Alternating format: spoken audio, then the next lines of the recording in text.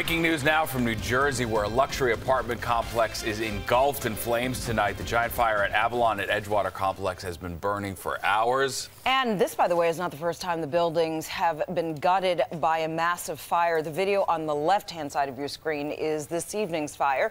And the video on the right actually happened in 2000 when the complex caught fire while it was under construction. Then and now the flames and the smoke rising so high that you can see it for miles. All right, to give you a better idea of how big that fire is, take a look at the camera. That's just south of the George Washington Bridge. All that smoke you see coming from the fire in Edgewater, and that's where we find Mac King. And he has the latest on what the situation is right now. Mac.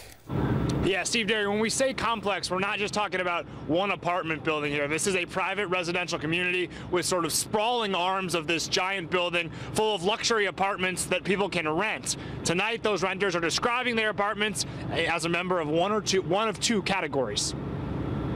Actually, the part that's not on fire yet. That one that's burning. Rosina Barbastefano arrived home early from work in the city to find smoke, but no visible flames rising from the building where she's lived for the last 3 years. But just a couple of hours later, fire seemed to swallow the entire southern portion of the Avalon at Edgewater, summoning fire departments from all over the county, attempting to stop the fire from spreading. Yeah, I know. It looks crazy, man. Rob Mesa heard his smoke alarm sound at 3 p.m.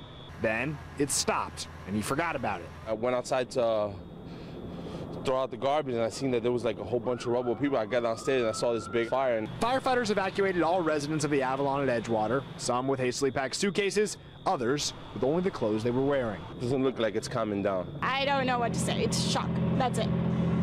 That's really, I don't know. Until I see that, I just can digest it, I guess. No word on how this might have started yet. The wind wasn't helping earlier, the cold's not helping now, but firefighters do believe they were able to get everyone who lives in there out, moving many of them to a nearby community center where the Red Cross is helping them with food and lodging and what to do next. Live in Edgewater, I'm Mac King, Fox 5 News.